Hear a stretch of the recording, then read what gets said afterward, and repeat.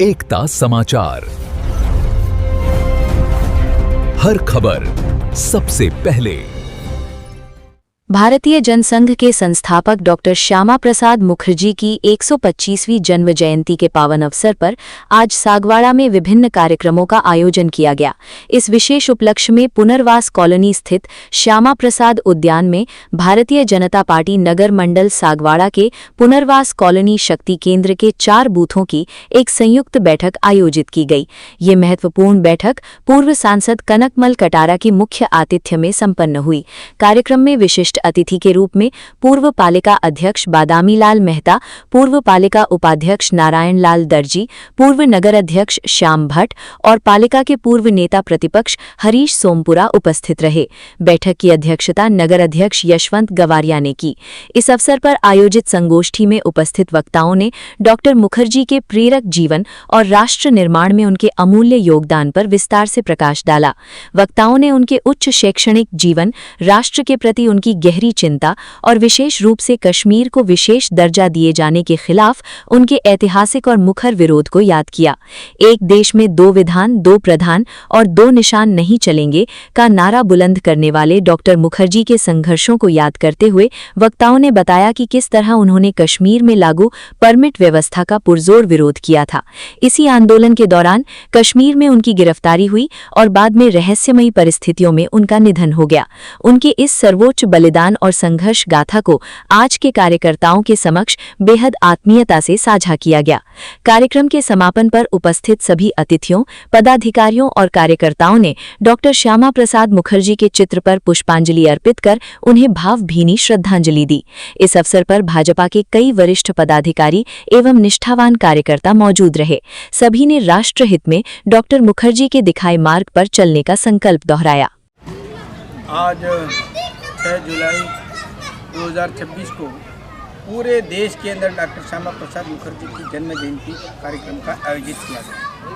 ठीक इसी प्रकार सागवाड़ा नगर में पुनर्वास कॉलोनी के अंदर डॉक्टर श्यामा प्रसाद मुखर्जी के नाम से ही ये उद्यान है। उस उद्यान में आज ये कार्यक्रम आयोजित किया गया और इस कार्यक्रम के अंदर हमारे वरिष्ठ श्री नारायण भाई और हमारे बादामी भाई, हरीश जी सोमपुरा, हमारे मंडल के अध्यक्ष गवारिया जी, उनकी पूरी टीम और सभी कार्यकर्ता यहाँ नगर के और इस कॉलोनी के उपस्थित हैं।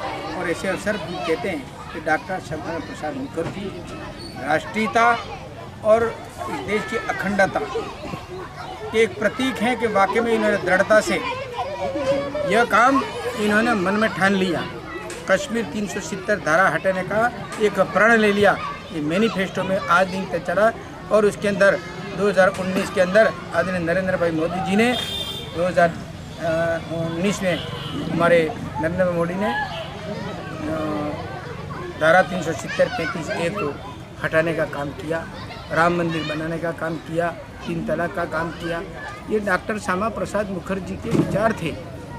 देश के अंदर एकता बनी रहे, अखंडता नहीं रहे और पश्चिमी बंगाल को जुड़े रहने के लिए इन्होंने बहुत भरसक प्रयत्न किया। और ऐसे राष्ट्र पुरुष हमारे बीच में अभी नहीं है।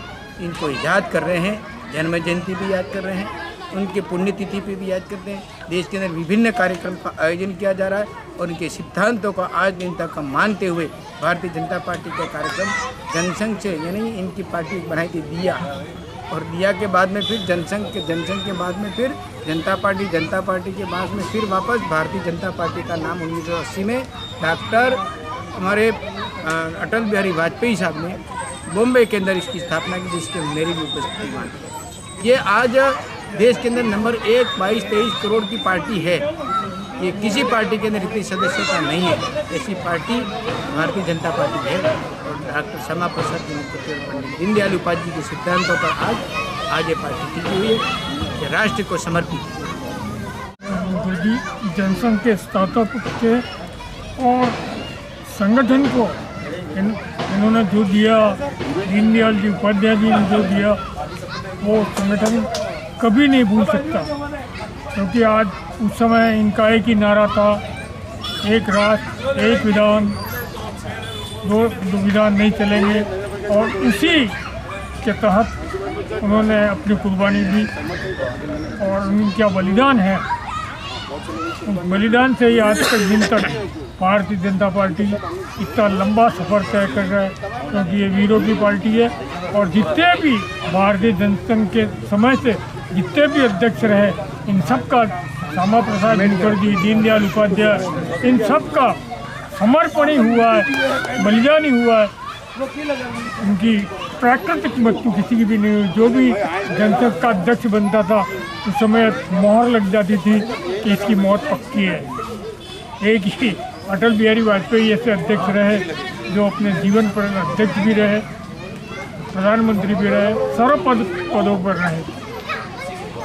मुखर्जी की 125वीं जन्म जयंती वर्ष में 125 वर्ष उनके पूरे हो गए जन्म के, मना रहे हैं।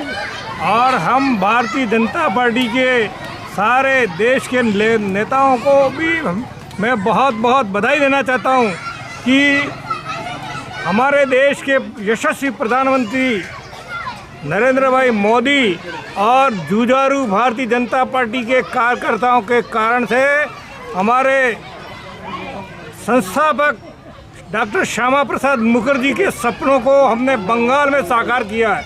आज बंगाल के अंदर भारतीय जनता पार्टी की सरकार बनी है, वो लगभग 125 वर्ष के बाद में बनी है। ऐसा कह सकते हैं कि 125 वर्ष के या हमारे डॉक्टर श्यामा प्रसाद जी मुखर्जी के जो सपने थे और जो बंगाल 2 भागों में जो बटा था उसको बचाने में महत्वपूर्ण भूमिका डॉक्टर श्यामा प्रसाद मुखर्जी की थी।